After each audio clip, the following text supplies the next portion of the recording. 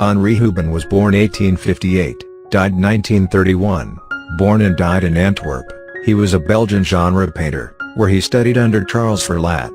He later assisted Verlat with his panoramic paintings and executed decorative paintings from designs by Albrecht De Vriendt in the Antwerp City Hall. In 1885, he became a professor at the Academy. In Belgium, he worked primarily in Antwerp and the Kempen. He also traveled in Italy and Spain, but developed a particular fondness for the Netherlands, especially the maritime areas and Zeeland, working in Katwijk, Middelburg, Volendam, Veere, Vlissingen, Sluis and Yerseke.